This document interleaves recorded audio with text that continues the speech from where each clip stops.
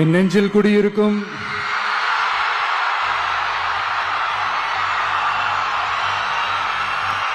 கரூர் சொந்தங்கள், உங்கள் அனைவருக்கும் என்னுடைய வணக்கம்.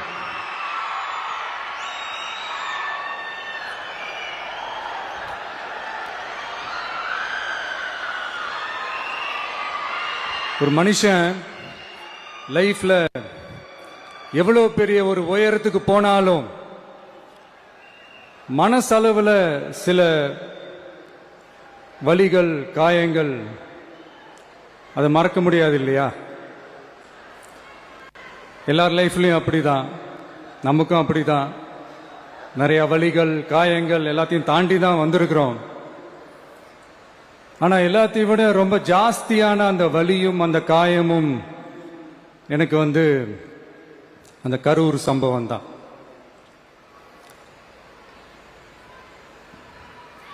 மக்களை சந்திக்கிறதுக்காக மக்களை சந்திக்கணும், மக்கள் பிரச்சனைகளை எடுத்து பேசணும். அதுக்காக தான் அந்த மக்கள் சந்திப்பு பயணத்தை தொடங்கி திருச்சி, அரியலூர், நாகப்பட்டினம், திருவாரூர், நாமக்கல், கரூர் அப்படின்னு சொல்லிட்டு போயிட்டு இருந்தோம். அரியலூர்ல அந்த மீட்டிங் முடிச்சுட்டு பெரம்பலூர் போறதுக்கு முன்னாடி அந்த பெரம்பலூர் போலீஸ் எங்களை அலர்ட் பண்ணாங்க. சரிங்க, கூட்டம் கொஞ்சம் ஜாஸ்தியா இருக்கு, லேட் ஆயிடுச்சு, வராதீங்க அப்படின்ட்டு. So we had no choice. Police சொன்னால் நம்ம அதை ஒபே பண்ணி தானே ஆகணும். அதே நேரத்தில் பெரம்பலூர் மக்களோட அந்த சேஃப்டியும் மைண்டில் எடுத்துக்கிட்டு ஒரு மன வலியோடவே திரும்ப போயிட்டோம். அதுக்கப்புறம் பெரம்பலூர் தொகுதி மக்களுக்கு மன்னிப்பும் கேட்டோம். அதே மாதிரி நாமக்கல் அந்த மீட்டிங் முடிச்சுட்டு கரூர் வரும்போது அந்த கரூர் போலீஸ் எங்களை அலர்ட் பண்ணியிருக்கலாம்ல.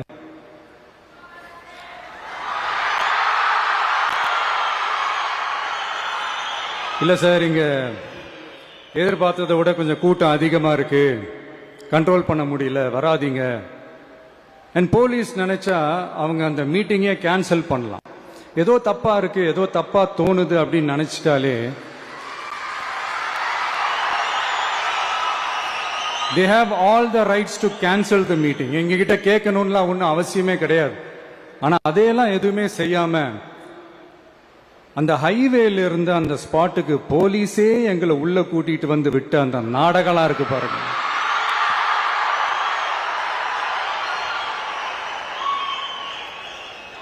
நம்பிட்டேங்க, முழுசா நம்பிட்டேன். அன்னைக்கு இருந்த அந்த கரூர் போலீஸ் பேசும்போது தேங்க்ஸ்லாம் சொன்னேன் அவங்களுக்கு. எனக்கு தெரியாது இப்படி ஒரு நாடகம் நடக்கும். இதுக்கெல்லாம் யார் காரணம்? இதெல்லாம் யார் சொல்லி செஞ்சது? இப்படி பண்ணுங்க, அப்படி பண்ணுங்க, சப்போஸ் அப்படி நடந்தா இப்படி பண்ணுங்க, சப்போஸ் இப்படி நடந்தா இந்த மாதிரி இன்ஸ்ட்ரக்ஷன்ஸ் எல்லாம் கொடுத்து அந்த பிரஷர் போடுறது யாரு?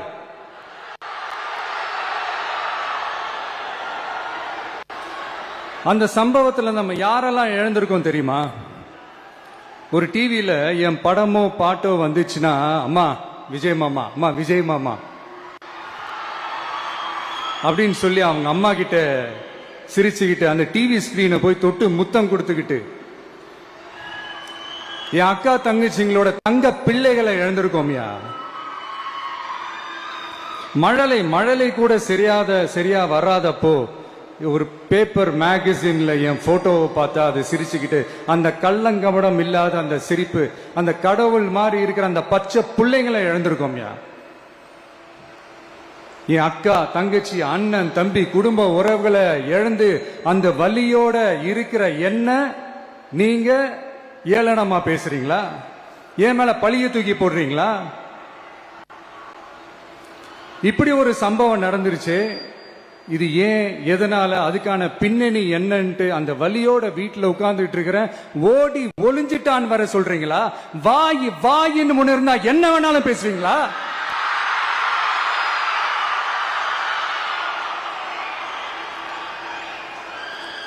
மக்களே, நான் உங்களையே கேட்கிறேன். அன்னைக்கு அத்தனை கிரௌட் இருந்துச்சு, அந்த கிரௌடுக்கு தகுந்த மாதிரி போலீஸ் பாதுகாப்பு கொடுத்தாங்களா? இந்த இடத்தை எடுத்துக்க சொல்லி நாங்க தான் சொன்னோம்னு ஒரு போலீஸ் ஆபீசர் பேட்டி கொடுக்கிறாரு. அதுக்கு என்ன அர்த்தம்?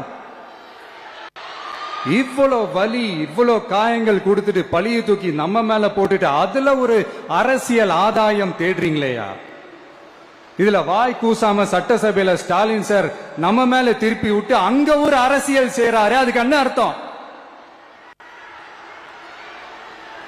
நமக்காக வந்திருக்கிற மக்களை காக்க வைக்கிறதுக்கு நான் ஒன்னும் ஆதாயம் தேடுற அரசியல்வாதி எல்லாம் கிடையாது. மக்களுக்காக அரசியலுக்கு வந்தவன் இந்த விஜய்.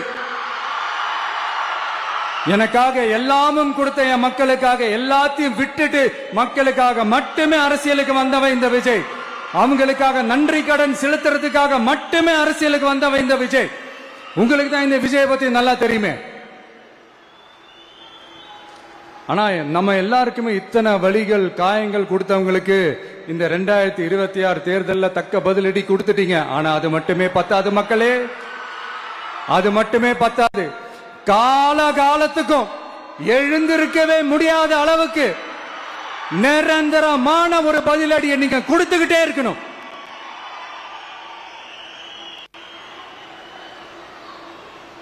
இப்படி எல்லாம் பண்ணா நான் மக்களை விட்டு ஓடிடுவேன் நினைப்பா?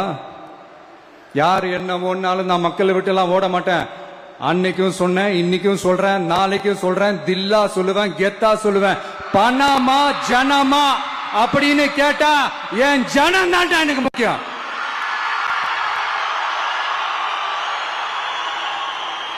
மக்களே, உங்களை விட எனக்கு இந்த காசு பணம் முக்கியமா என்ன?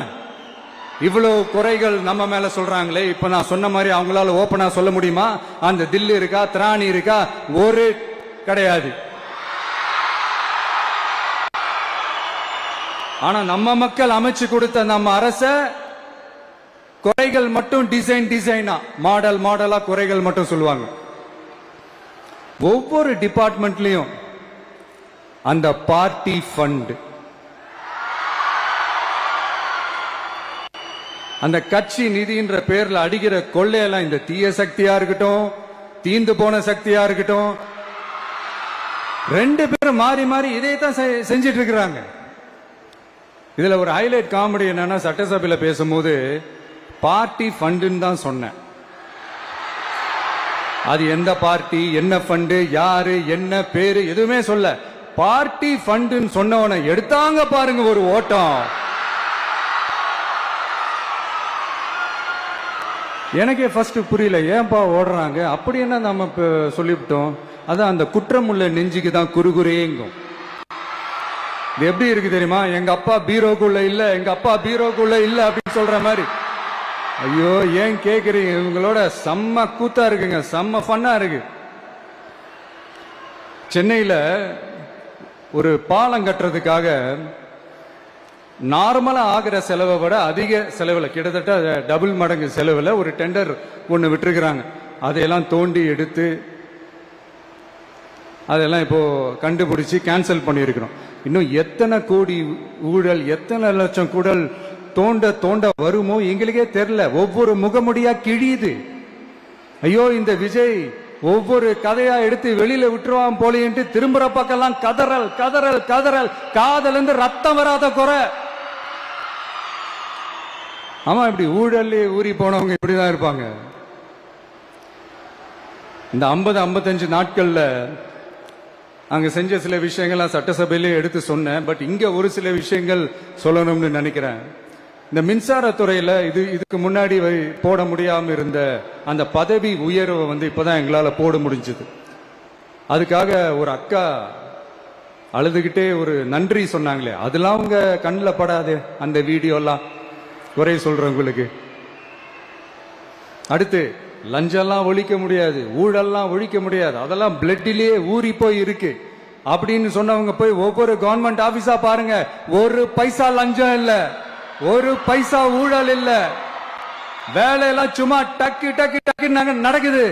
ஒரு பெரியவர் ஒருத்தர் சொல்றாரு, தம்பி வேலையெல்லாம் நடக்குது, ஆனா அதையும் தாண்டி எங்களுக்கு மரியாதை கொடுக்கறாங்க தம்பி, உட்கார வச்சுலாம் பேசுறாங்க. இதெல்லாம் இதுக்கு முன்னாடி நடந்ததே இல்ல. அவனை போய் பாரு, இவனை போய் பாரு, இந்த ஆபீசரை போய் பாருன்னு சொல்லி அலைய விடுவாங்க. இப்ப லஞ்சம் இல்ல, ஊழல் இல்ல, வேலையெல்லாம் உடனே நடக்குது. மக்கள் அப்படி ஒரு பெருமூச்சு ஒண்ணு விடுறாங்க. அதை பார்த்து நமக்கு அப்படி ஒரு ஹாப்பினஸ். இதுக்கு மேல என்ன வேணும்? ஏன் இதெல்லாம் பண்ண முடியாது? மனசுன்னு ஒண்ணு இருந்தா பண்ணலாம். இப்ப பண்ணல,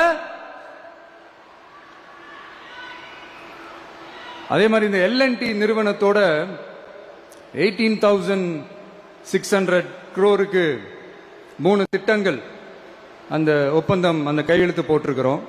கிட்டத்தட்ட 8,200 பேருக்கு வேலை வாய்ப்பு. நான் சொல்றது அந்த 3 மாவட்டத்தை சேர்ந்தவங்களுக்கே அவ்வளவு வேலை வாய்ப்பு. குறுவை சாகுபடிக்காக 134 கோடியில அந்த சிறப்பு தொகுப்பு திட்டம் அறிவிச்சிருக்கிறோம் நம்ம விவசாயிகளுக்காக. இப்பவும் சொல்றேன், நம்ம விவசாய பெருமக்களே, உங்களோட இந்த அரசு கூடவே நிற்கும். பெண்கள் பாதுகாப்புக்காக சிங்கப்பெண் அதிரடி படை, அது உங்களுக்கு நல்லாவே முன்னாடியே தெரியும். வரப்போற அறிஞர் அண்ணா அவர்களுடைய பிறந்த நாள்ல உங்க அண்ணனுடைய அரசுல தாய் மாமன் தங்க மோதிர திட்டம் அறிவிக்கப்படும். இதெல்லாம் கேட்டாங்களே, வாக்குறுதி கொடுத்தீங்களே, என்னாச்சு என்னாச்சுன்னு. இந்த தீய சக்தி மாதிரி ரியல் தாய் மாமன்லாம் கிடையாது, ரியல் தாய் மாமன். எப்படி ரியல் தாய் மாமன்.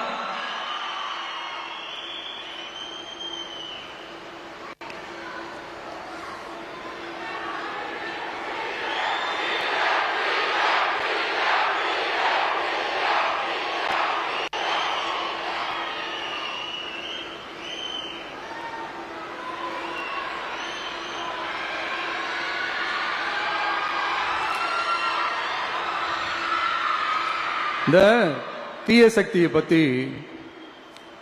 அவங்க நிர்வாகத்தை பத்தி ஒரு வெள்ளை அறிக்கை ஒன்று வெளியிட்டோம்ல, அது ஷார்ட் அண்ட் ஸ்வீட்டா சொல்லணும்னா, ஒரு ஓட்ட பாத்திரத்துக்குள்ள தண்ணி ஊத்திக்கிட்டே இருந்திருக்கிறாங்க. பாத்திரம் எம்டியாவே இருந்திருக்கு, ஆனா ஊத்தின தண்ணி தான் எங்க போச்சுன்னு தெரியல. கடவுளுக்கு தான் வெளிச்சம். அது மாதிரி இப்ப நம்ம சொன்னதெல்லாம் சும்மா ஒரு சாம்பிள் தான். இன்னும் வரப்போற நாட்கள்ல உங்க அரசனுடைய அந்த விஸ்வரூபத்தை நீங்க பாப்பீங்க. அடுத்து வாயத்தொடங்க சிஎம். அடாடா, உங்க சிஎம் நெஞ்சிலேயே குத்திட்டு வந்தீங்க பாருங்க, அதெல்லாம் வேற லெவல். பேசுங்க பேசுங்கன்றீங்க, பேசுனா எந்திரிச்சு ஓடிடுறீங்க. இனிமே பேச ஆரம்பிக்கிறதுக்கு முன்னாடி என்ன பண்ணணும் அப்படின்னா, ஒரு நண்பர் ஒருத்தர் சொன்னார், மாண்புமிகு பேரவைத் தலைவர் அவர்களே எல்லா டோரையும் இழுத்து லாக் பண்ணுங்க அப்படின்னு சொல்லிட்டு தான் பேச்ச ஆரம்பிக்கணும் போல் இருக்கு. ஏன்னா பேசிட்டு இருக்கும் போது எந்திரிச்சு ஓடிடுறாங்க. 5 நிமிஷம் பேசினதுக்கே குளத்தூர்ல கொத்து பரோட்டா போட்டாங்க. இதுக்கு மேல பேசணும் மொத்தமா முடிஞ்சிடும், பாத்துக்கங்க. நாம அரசியல் பேசினா விஜயெல்லாம் அரசியல் பேசலாமா அப்படிங்கிறது. சரிப்பா, நமக்கு எதுக்கு வம்பு, நம்ம பாட்டுக்கு நம்ம வேலையை பார்ப்போம், எதுக்கு அவங்கள பத்தி பேசிக்கிட்டு அப்படின்னு இருந்தா விஜய்க்கு அரசியலே பேச தெரியல அப்படிங்கிறது. இப்படியே மாறி மாறி மேகதாது அணையை பத்தி என்ன தெரியும், விஜய் அதை பத்தி பேசல. இப்படி நம்ம அரசியலுக்கு வந்ததுல இருந்தே ஒரு கூட்டம் குறை மேல குறையா சொல்லிக்கிட்டு, பாட்டுக்கு பாட்டு கச்சேரி எங்களுக்கும் பண்ண தெரியும், பண்ணலாமா? இந்த மேகதாது அணை சம்பந்தமான அந்த வழக்குல தமிழ்நாட்டோட பெட்டிஷனை சுப்ரீம் கோர்ட் எப்போ ரிஜெக்ட் பண்ணுச்சு? அப்ப யார் ஆட்சியில் இருந்தா? ஏன் ஒழுங்கா வாதாடல? நீங்க ஒழுங்கா வாதாடி இருந்தீங்கன்னா அதை ரிஜெக்ட் பண்ணிருக்க மாட்டாங்கல்ல. ஏன் ஸ்டாலின் சார் வேணும்னே விட்டுட்டாரா? ஏன் இப்படிலாம் கேள்வி கேட்கலாமா? இப்படிலாம் கேள்வி கேட்டாதான் மேகதாது அணையை பத்தி பேசினதா அர்த்தமா? ஏன் அந்த ஸ்டேட் சிஎம் பேசுறாரு, நீங்க ஏன் பேசல? அப்படின்னா நம்ம ஸ்டேட்டோட உரிமையை எங்க நிலைநிறுத்தணுமோ அதுக்காக வேலை பார்க்கறது மட்டும்தான் முக்கியம். சும்மா சவால் விட்டுக்கிட்டு சீண்டி பார், நான் யார் தெரியுமா, தொட்டு பார், இப்படிலாம் பேசிக்கிட்டு இருந்தா வேலைக்கு ஆகாது. சும்மா பேசி பேசி பிரச்சனையை வளர்த்துக்கிட்டு யார் மேலேயாவது பழிய தூக்கி போட்டுட்டு அப்புறம் மக்களை அம்போன்னு தெருவில் விட்டுட்டு இப்படிதான் ஒரு அரசியல் பண்ணணும்னா அந்த அரசியல் நமக்கு தேவையும் இல்லை, அதை நம்ம செய்யவும் போறதில்லை. Talk less work more mode தான், அதுதான் நம்ம பாலிசியே. அதனாலதான் சட்டசபையில அந்த அரசினர் தீர்மானம்னு சொல்லி ஒன்று கொண்டு வந்தோம். அது எப்படி டு டேக் இட் ஃபார்வர்ட், எப்படி கொண்டு போகணுமோ அதை சரியா செய்வோம். சென்ட்ரல் கவர்மெண்ட்ல இருந்து அந்த டீலிமிட்டேஷனை திரும்ப கொண்டு வர போறதா ஒரு பேச்சு ஒன்று அடிபடுது. யார் என்ன டீலிமிட்டேஷன் கொண்டு வந்தாலும் தமிழ்நாடு அது ஒத்துக்காது.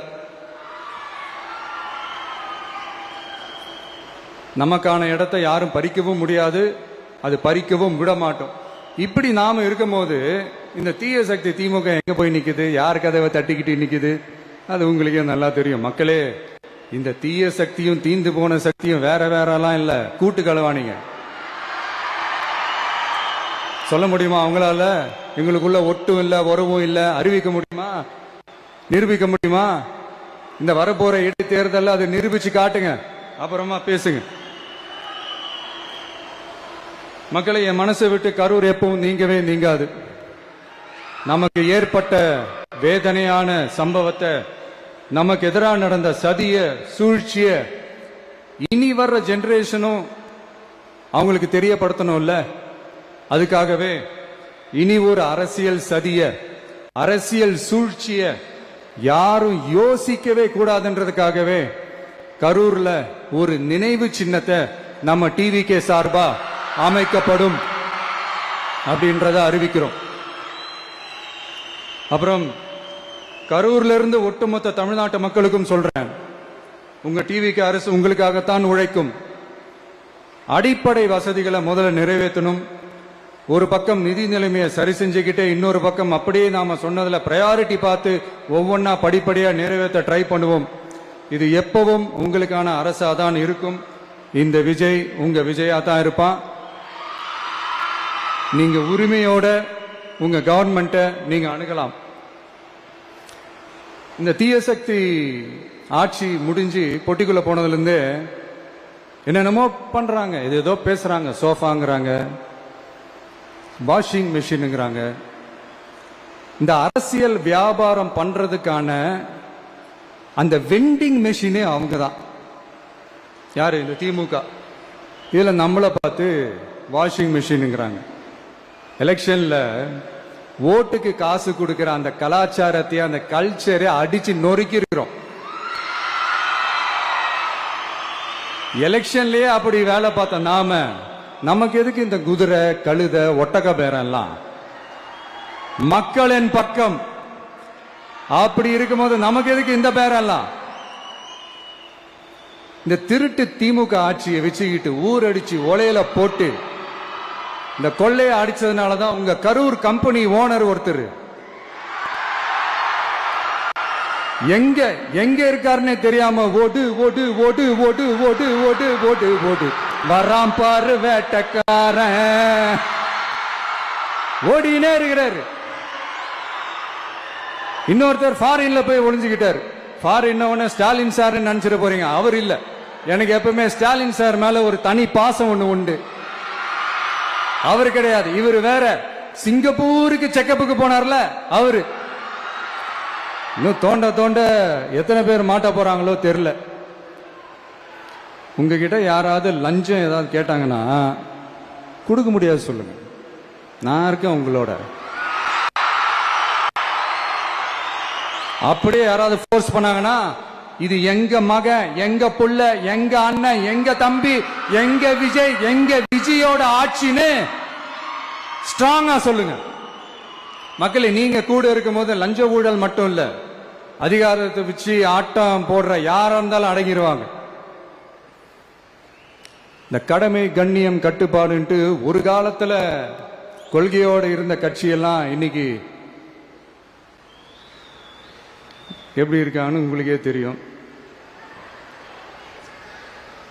அதாவது இந்த டிவிகே கட்சியோட தலைவரை எதிர்க்கிறதுல ஒரு நியாயம் இருக்கு. ஏன்னா உங்க பொழப்புல மண்ணள்ளி போட்டான். என்ன, இந்த ஊழல் லஞ்சம்லாம் பண்ண மாட்டேன்னு சொல்லி உங்க அரசியலே ஒரு தெருமுனைக்கு கொண்டாந்து விட்டான்.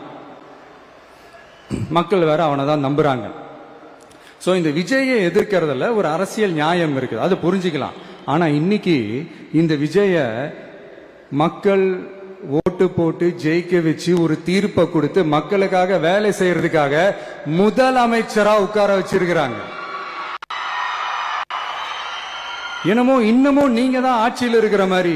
விஜய் கரூருக்கெல்லாம் போக கூடாது, விஜய் இங்க போக கூடாது, அது செய்யக்கூடாது, இது செய்யக்கூடாதுன்னு எனக்கு புரியலையே. ஆட்சியில் இருக்கும் போது தான் இவ்வளவு கட்டுப்பாடெல்லாம் போட்டீங்க, SOPs எல்லாம் போட்டீங்க, ஸ்டாலின் சார் ஆபரேட்டிங் ப்ரொசீஜர் எல்லாம் போட்டீங்க. இப்பவும் அதே பண்ணிட்டு இருந்தீங்கன்னா என்ன சார் நியாயம்? இல்ல, நான் தெரியாம தான் கேட்கிறேன். இன்னும் கனவுலயே இருக்கிறீங்களா? முதல்ல முழிச்சு வாங்க, ரியாலிட்டிக்கு வாங்க. உங்க ஆட்சி எல்லாம் வீட்டுக்கு போய் டிவிக்கேன்னு ஒரு ஆட்சி வந்து ரொம்ப நாள் ஆச்சு. ஒழுங்கா படி என்று சுப்ரீம் கோர்ட் ஓங்கி மண்டேலியே நறுக்கு நறுக்கு நறுக்கு என்று செம்மட்டியாலே அடிச்சும் இந்த திமுக முழிச்சுக்கல அப்படின்னா அப்ப கொஞ்சம் கஷ்டம்தான். வெற்றி தோல்வியெல்லாம் அரசியல சகஜம் சார். அதுக்காகலாம் வெறி பிடிச்சி இந்த பதவி வெறி பிடிச்செல்லாம் அலைய தேவையில்லை. நல்ல விதமாவே சொல்றேன், நியாயமான அரசியல் பண்ணுங்க. ஓ, அதுதான் உங்களுக்கு தெரியாதுல்ல. இந்த தீய சக்தி திருத்தவும் முடியாது, அவங்களா திருந்துவாங்கன்னு பார்த்தா அதுவும் நடக்க போறதில்ல. அதனால வரப்போற இடைத்தேர்தல மக்களே இந்த தீய சக்தி திமுகவை நல்லா வெச்சு வெளுத்து விடுங்க. கான்பிடண்டா இருங்க மக்களே, நல்லதே நடக்கும், வெற்றி நிச்சயம். மீண்டும் சந்திக்கும் வரை நன்றி, வணக்கம்.